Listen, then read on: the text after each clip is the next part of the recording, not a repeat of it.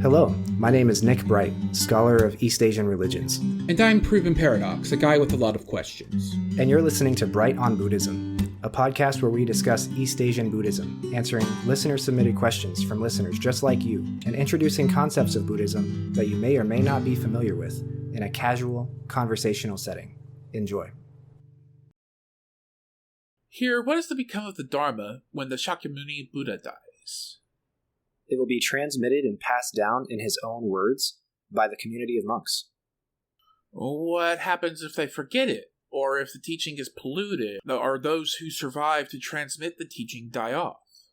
Then the teaching will be remembered for as long as possible by those left alive to remember it. And when they die? When the teaching is finally completely forgotten, then Maitreya, the Buddha of the future, will descend from the Tushita heaven and set the Dharma wheel in motion yet again, preaching the Dharma that was forgotten, that delights and enlightens sentient beings.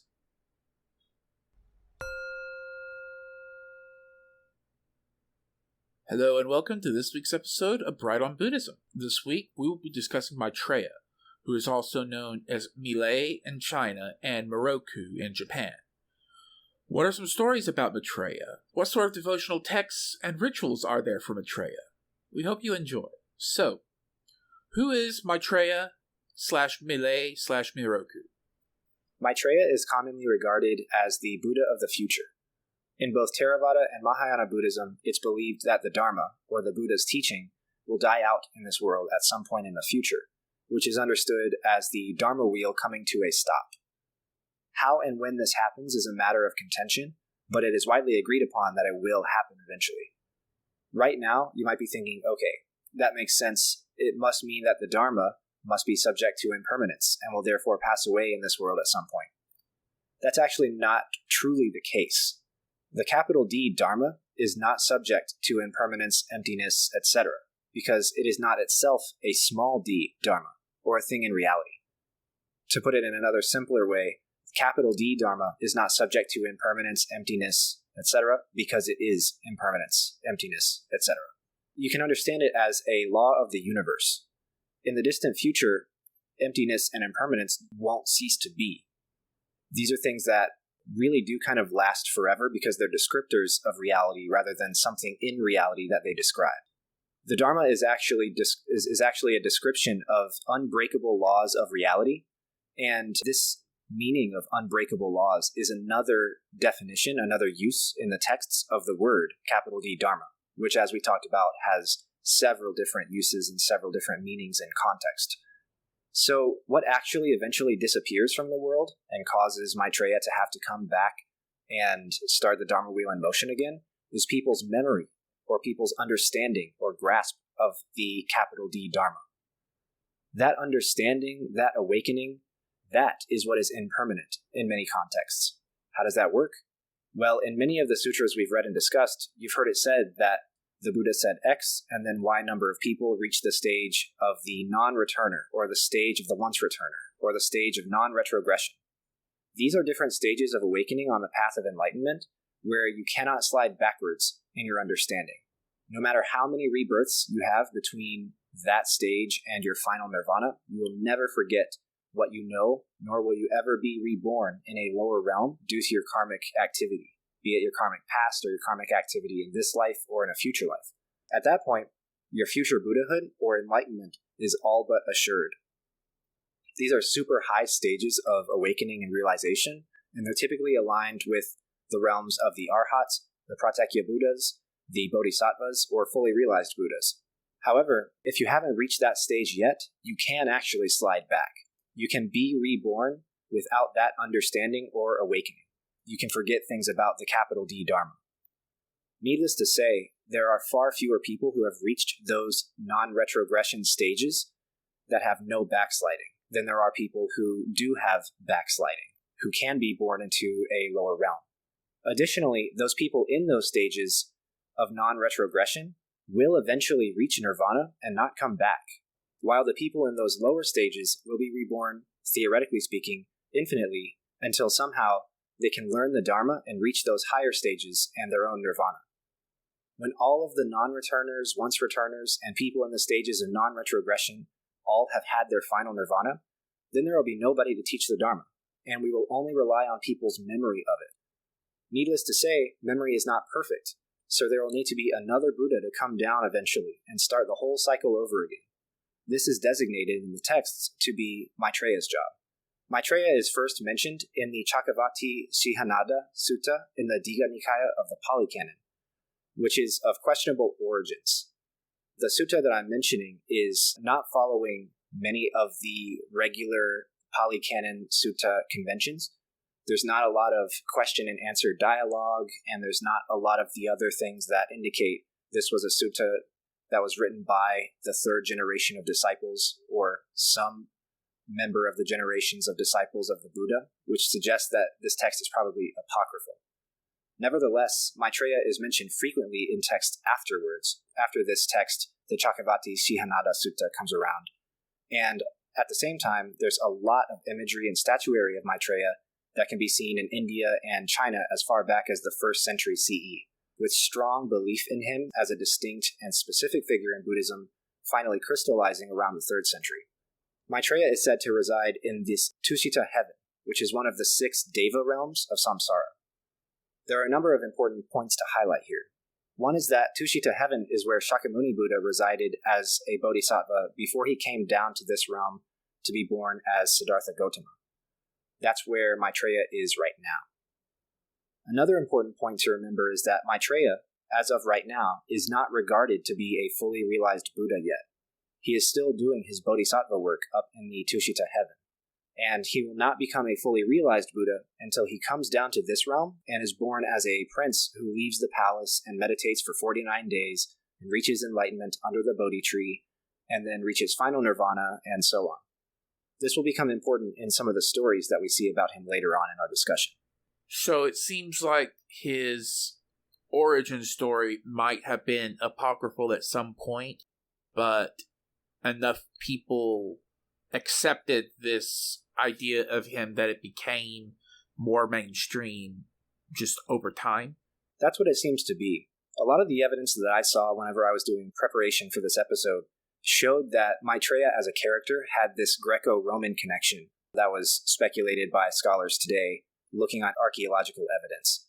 His imagery and statuary first comes up in the far northwestern part of modern-day India, so far west even to say like Afghanistan and Pakistan. And because the Greeks and the Pakistanis and Afghan peoples were aware of each other around this time period, there are actually a lot of connections between the two cultures. And that can be observed pretty widely in religion and culture in the archaeological evidence. And that being the case, Maitreya and Shakyamuni Buddha, it was kind of wishy-washy which one was which. Sometimes you would see statues and images and sometimes even texts that would use their names interchangeably. And so it was tough to say they were actually distinct characters for a while. But by the time you get to about the 3rd century, you can start to see that they are very different. They're specifically the Buddha we got, Shakyamuni Buddha, and the Buddha we will get, Maitreya. And that being the case was also solidified by these later sutras that came around in the Mahayana canon, like the Lotus Sutra and others that mention Maitreya doing his bodhisattva work in the Tushita heaven. So what are some other stories about Maitreya? Maitreya is a character in dialogue with the Shakyamuni Buddha in several of the Mahayana sutras. The Mahayana tradition is much more concerned and specific when it comes to the decline of the Dharma in this world, meaning the process by which people forget or pollute or misunderstand the teaching from the Buddha's mouth. And so since Maitreya is the light at the end of that tunnel, he's sort of the reset button once things get bad enough. It goes to show that he will show up pretty frequently. In addition to that, he is also used for some very specific teaching purposes. This is perhaps because Maitreya occupies a very weird place in the doctrine.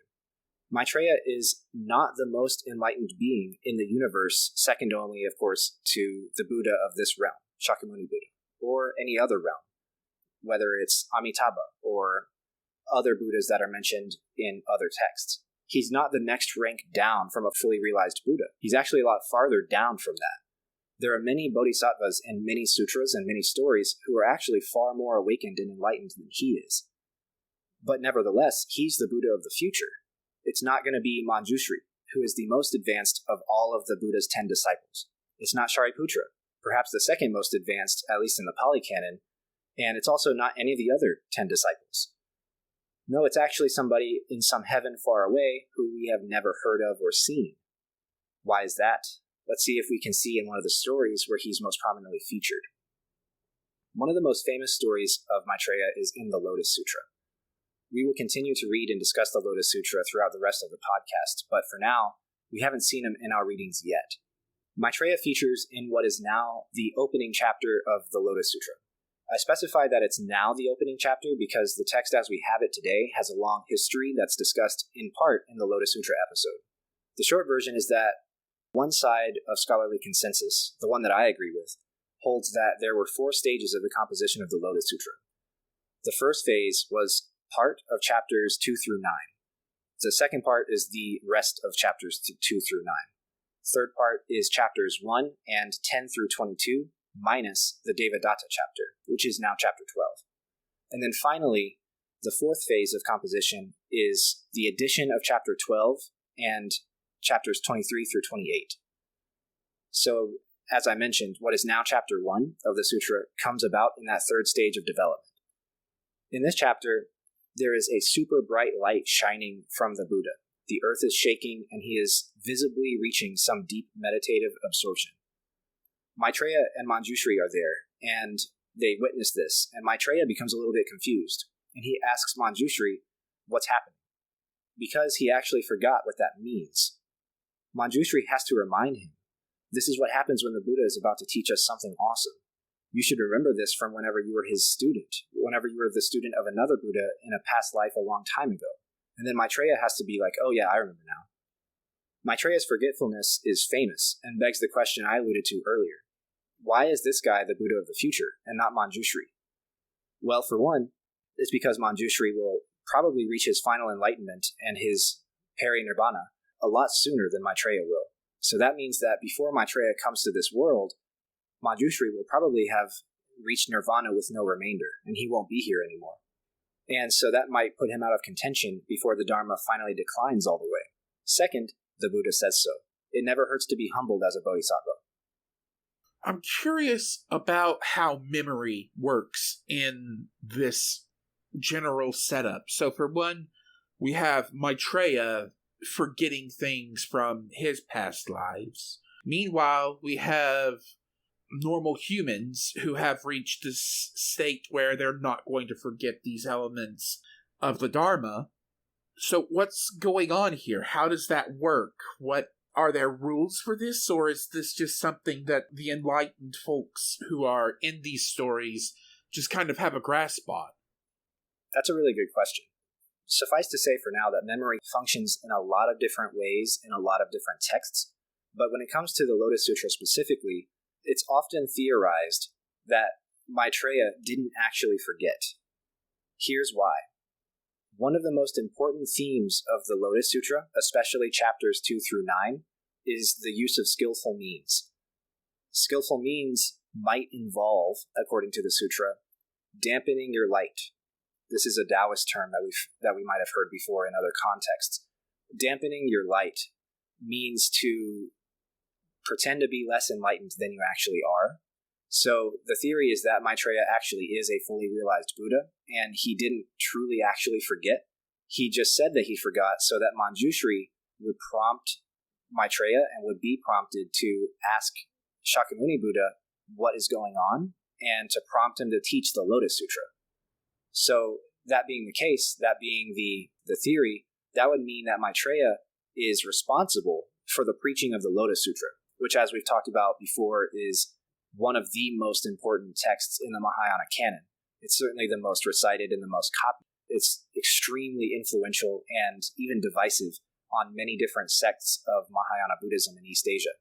So his memory could be a skillful means thing. He might be dampening the light to pretend to be less enlightened to prompt the Buddha to give his sermon. Other theories regard that in the Lotus Sutra, it's frequently mentioned that if your karma is not good enough, you actually can forget stuff. Memory comes up a few other times in the text. for beings who might not be awakened enough or realized enough to sort of hang on to their memories of their past lives. So it opens up this question of a weird stage of development as a bodhisattva where you're starting to get inklings of past lives in your memory. You're starting to get maybe images in your memory. You're starting to get maybe the broad sketches of narratives of your past lives, but you're not enlightened enough for it to be experiential memory. Once you become fully enlightened, your memory of your past lives becomes truly like experiential memory. And I say experiential memory to say, like, this morning I experienced waking up and eating toast, right? For these people in this stage that's not quite fully developed, the memory might be, I have this image in my head of a person who's not me, learning from somebody who I've never met before and who I don't really quite recognize. And I have an inkling that this might be a past life, but it doesn't feel like me in the picture. It doesn't feel like me in the memory. Once you get to a certain level, apparently you have then what is the experiential memory, and you can actually look at a picture and recognize yourself, even though you look different and you're in a past life and you're doing things in a different place, most likely speaking a different language, most likely learning from someone you never met before, etc. Okay. So, what sort of devotional texts and rituals are there for Maitreya? Maitreya became the focal Buddha or Bodhisattva of many devotional cults and groups in China and India from the 3rd through the 6th century CE. For example, you'll remember our friends Asanga and Vasubandhu from our earlier episode on Yogacara, or Fashang Buddhism. Maitreya is a favorite of them personally, and of the rest of Yogacara, as an object of worship in that strain of Buddhism. And so you'll see many devotional texts and rituals for him among that group. He would have been much more popular among other Mahayana schools in East Asian Buddhism, but he quickly became eclipsed by Amida, or Amitabha, and Pure Land cults, which skyrocketed in popularity as Buddhism traveled to China from India. However, there are still countless offerings, recitations, and prostrations made to statues and images of Maitreya all over the Buddhist world to this day. He's one of the most worshipped and respected characters in Buddhism, both Mahayana and Theravada. His popularity and his development and his stories, his origins, they actually predate sectarian Buddhism. And so, because of that, you'll see statues and images and worship and rituals for him in all Buddhism writ large in Asia. His worship, therefore, is what we call trans-sectarian and trans-doctrinal. It transcends sectarian divides that have come up in the recent years after Shakyamuni Buddha's death, and it also transcends doctrinal divides that, again, have also come up in the recent years since Shakyamuni's death. And this is because, as I'm sure you're seeing, Buddhism is not monotheistically fervent toward only one Buddha at a time. Even if a sect or a school holds one Buddha to be more significant or superiorly enlightened or more important than others, the others are not completely shut out of worship. For example, in Zen Buddhism, which gives precedence to Shakyamuni Buddha, or in Esoteric Buddhism, which gives precedence to Mahavairocana, you will still see worship and texts devoted to Maitreya, to Amida, or even to bodhisattvas, such as Manjushri or Avalokiteshvara, etc. This speaks to the fact that understanding Buddhism in a sectarian light is a mindset that we've inherited from how we're taught to understand Christianity. And therefore, that map doesn't really seem to fit with the territory. Indeed, there is a lot of sectarian overflow and mixing and mingling when it comes to rituals and doctrines and objects of worship and other things like that. And this can be seen due to sects having doctrines of inclusivity. There are no sects that I can think of that will prohibit rituals devoted to any of the named bodhisattvas or Buddhas from the sutras. This can also be due to localization. Maybe Maitreya happens to be super popular in this specific region, and so no matter what sect you're in, if you're in that region, you'll still follow local custom and do rituals for Maitreya. It can also be due to there being spectrums of doctrine within what we might think of as a sect today. Maybe within one sect, one side of the spectrum thinks Maitreya is more doctrinally important than the other side, but they're still not different enough to think of them as separate sects entirely in themselves. So some temples will worship Maitreya and some won't. within one sect of Buddhism. There are really countless reasons why we can see ubiquitous trans-sectarian worship of Maitreya in East Asian Buddhism, but these are probably some of the most obvious explanations. We hope you enjoyed our discussion of Maitreya. Join us next week where we will discuss the 5 skandhas, or the 5 aggregates. What are the 5 aggregates? How do they fit into the Buddhist understanding of reality, death, and reincarnation? How have understandings of them changed over time? We hope to see you there. Thank you for listening. Thank you for listening. See you next time. My name is Nick Bright, scholar of East Asian religions and the voice of Hearer. And I'm Docs, editor, question asker, and voice of Hermit. And this has been Bright on Buddhism. Thank you for listening. If you like our podcast, or if you have a question you'd like us to discuss, we'd love to hear from you. Please consider leaving a comment or review, subscribing, or joining us on social media. Email us at bright.on.buddhism@gmail.com. Tweet us at brightbuddhism. And join us on our Discord server, the Hidden Sangha, link in description. As always, citations and resources for this episode can be found in the show notes. Thank you. See you next time. Thank you very much.